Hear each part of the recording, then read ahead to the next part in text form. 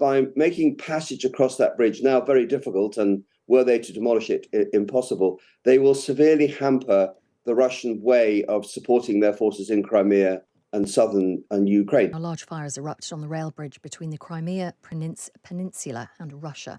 The cause of the fire isn't known, but the bridge is said to be a key target for Russian forces. The destruction of the bridge, which is used to transport weapons into Ukraine, will be a huge blow to Russian forces. Well, this latest development comes as a senior British government source tells The Times the war in Ukraine could be over by Christmas if Kyiv's progress continues. Let's speak now to General Sir Richard Barrons, former head of UK Joint Forces Command. Good morning. Good morning. What do you make of this source speaking to The Times, saying that the war could be won by Ukraine by Christmas? Is it wishful thinking, or do you back that view? So I think there are two big points to make. First, one is war is always this combination of hard things like resources, softer things like emotion and judgment, and finally events. So there's no script to follow here. But the big sweep of this war is becoming clearer, which is that Ukraine, as organized, as resilient, as mobilized as it is now, supported by Western money and equipment and logistic help, is going to win the battlefield war in Ukraine against a Russia which has been consistently incompetent at a military level, and where popular opinion and the unity of the regime is fraying in Russia.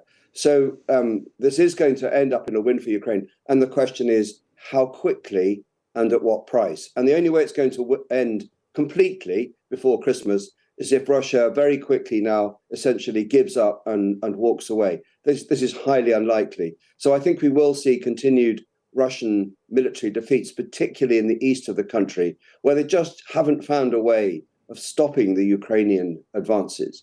But I don't think that means this will be done and dusted by Christmas everywhere, including in difficult places like Crimea. And the spectre hanging over all of this is, when Ukraine is as decisively successful as everybody in the West intends, then the regime has two big cards to play in Russia. One is it can mobilize up to 2 million people, although so far that mobilization has been very badly handled, even for 300,000. And two, it could reach for tactical nuclear weapons and try and change the game that way. And so this has some long and very difficult days ahead. Are you saying that Russia can't win this war? I think it's increasingly clear that Russia cannot win a war for territory in Ukraine in the medium to long term, because it simply no longer has the military capability to overmatch Ukrainian will and manpower backed by Western money, equipment, and industrial mobilization. So this has many parallels with the way that the US was a decisive factor in turning the course, for example, of the Second World War. So in the long term, and Russia knows this well, it's going to lose on the battlefield in Ukraine. It's going to lose strategically as a country because it's faced now by a united and hostile West, which is squeezing Russia in all sorts of ways that makes its place in the world much more difficult, and its economy beginning to fray and crumble. So I think that outcome is becoming increasingly clear. But the time to get there and the price of getting there is still to be negotiated. How significant do you think this is, this blowing up of this rail bridge between Crimea and Russia? Well, it is significant because it's, I think, the first time the Ukrainian military have managed to attack the bridge in this way. And this bridge is a route through which Russia supplies ammunition, logistics, reinforcements from Russia into Crimea across this single bridge. So by making passage across that bridge now very difficult, and were they to demolish it, impossible, they will severely hamper the Russian way of supporting their forces in Crimea and southern and Ukraine. They'll find ways around it, across the sea and over the land bridge, but it's another indication of the Russian forces being isolated by the Ukrainian military as they now have more weapons to attack into the depth of the Russian-held area. There's been much talk, hasn't there, about the winter coming and whether that benefits Russia because they can regroup. What are your thoughts on that?